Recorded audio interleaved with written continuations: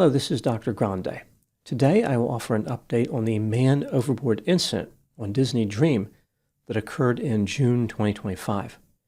My first video in this case was released just a few days after the incident.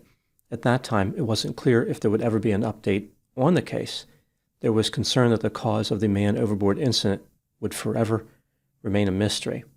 Information about cruise ship incidents has a way of staying out of view. However, an incident report has been released, and it is pretty revealing. The document is redacted, but it still provides a lot of new information.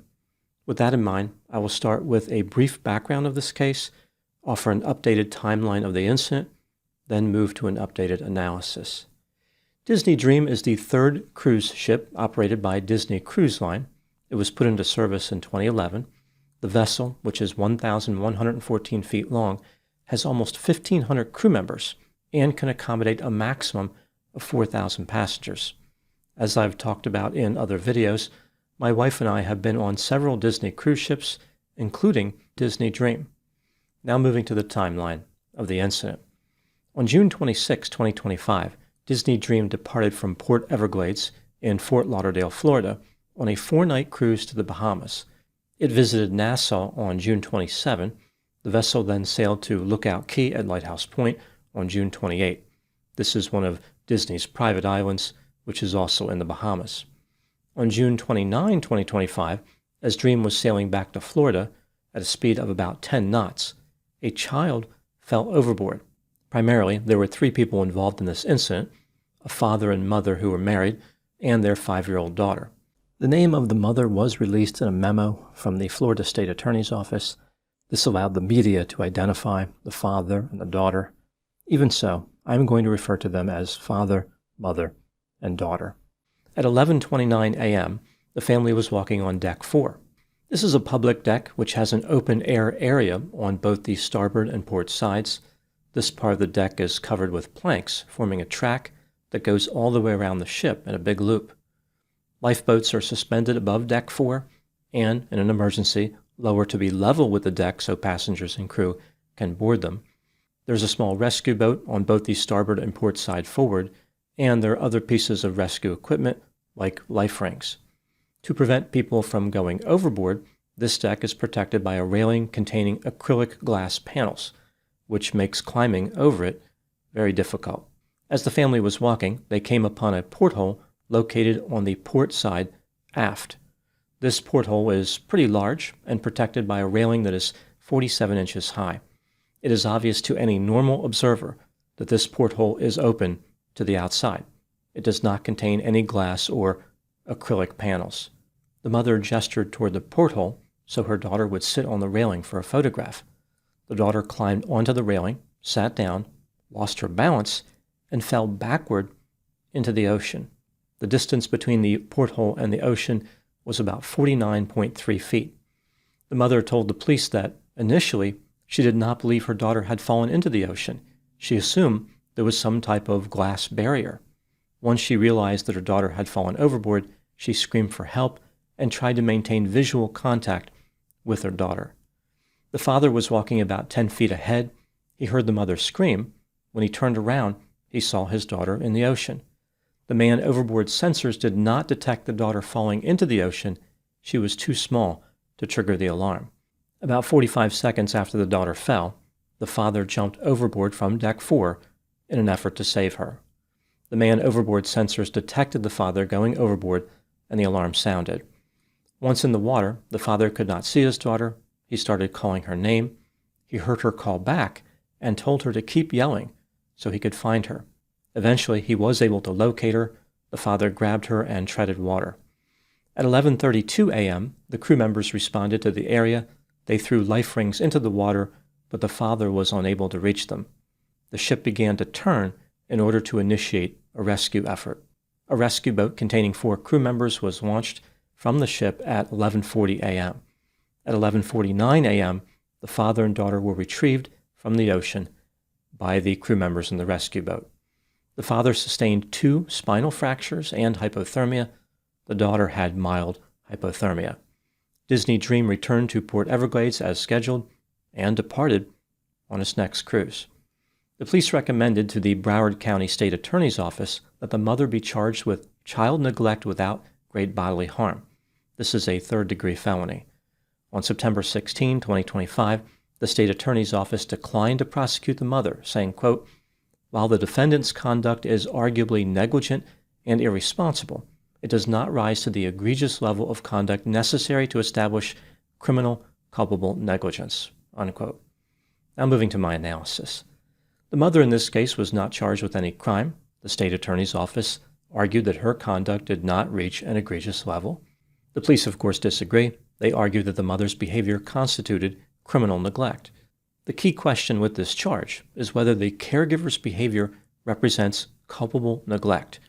There must be a gross or flagrant failure to provide care or supervision and a reasonable probability that the failure will cause harm. The State Attorney's Office claimed the conduct was not egregious, but egregious conduct is not required for this charge. This brings me to the question, was the mother in this case guilty? Let's take a look at the evidence both for and against the idea that she was guilty, starting with the inculpatory factors. 80% of people who go overboard on a cruise ship do not survive. Even if the mother did not know this statistic, she knew or should have known that going overboard is very dangerous. The mother admitted to the police that she directed her 5-year-old daughter to climb on the railing in front of a large porthole for a photograph. It was obvious to any reasonable person that the porthole was open to the outside. No glass is visible, air could blow right through it, and it was equipped with a railing, which would not be necessary if the porthole contained a window. Telling a child to climb on a cruise ship railing creates an immediate, obvious, and extreme risk of death. Now moving to the exculpatory factors. This was the first time the family had been on a cruise. Maybe the mother did not understand the concept of drowning in the ocean. This was somehow foreign to her. The mother indicated that during the cruise, she had taken several pictures of other portholes which did contain windows. She supplied a photograph of one of these portholes to the police and suggested that Disney was responsible for what had occurred. Maybe the mother did not understand that some portholes have windows and other portholes do not. She believed that cruise ships were designed with only one type of porthole. When considering all the evidence in this case, do I believe the mother was guilty? Yes, in my opinion, she was guilty beyond a reasonable doubt. My guess is that the state decided not to prosecute because they thought the jury would be sympathetic to the mother, she was not likely to reoffend, and she suffered enough as a result of her criminal conduct. The state made a mistake by failing to prosecute. If they didn't want the mother to be punished, they could have offered deferred prosecution. If the mother completed probation successfully, the charge would be dismissed and she could file for an expungement. This would have been an effective way for the state to keep the daughter safe into the future.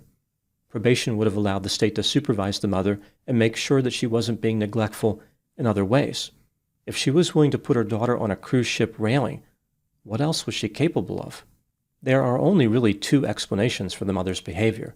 Number one, she truly believed that there was glass in the porthole, meaning she had a profound lack of common sense. A level of common sense so low, it's amazing she could function in society.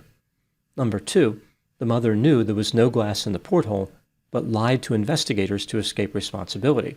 She didn't think her daughter would fall overboard, but she knew it was a reasonable probability. Whether the mother had low common sense or was reckless, one could argue that she represents an ongoing danger to her daughter. This was the state's chance to protect the daughter, and they failed. In my original video on this case, I found it impossible to believe the incident occurred without any negligence or recklessness being involved. Reading the incident report only reinforces my conclusion. Now moving to my final thoughts. This event is an interesting example of how it can be difficult to find the truth in unusual cases. There was no video recorded by Disney from the ship of the rescue, although passengers did record the rescue on cell phones, and the man overboard sensor did not detect the daughter falling. It was not triggered until the father jumped in to save his daughter. As it turns out, the actual fall was captured by the mother herself. Again, she stopped at the porthole to take photographs. She had taken several photographs of the daughter falling overboard, which sort of made a video when stringed together by the police. At least the mother can't complain about not getting any memorable photographs on her vacation. Initial witness reports were all over the place. No single narrative emerged about what happened. However, one witness interviewed by the media did have it right from the very beginning. The witness said, "I think they were trying to take a picture on the railing." This accurate account was lost in a sea of misinformation. There was no way to know which report was correct at that time. I'm glad the incident report was released. It is important for the public to know what happened. There's no reason for this case to remain a mystery, and it contains a valuable lesson to anyone taking a trip on a cruise ship. Railings are designed to keep people safe. Climbing on them is a bad idea, mostly because of the drowning part. Those are my thoughts on the case of the man overboard incident on Disney Dream. Thank you so much for watching. I'll talk to you soon.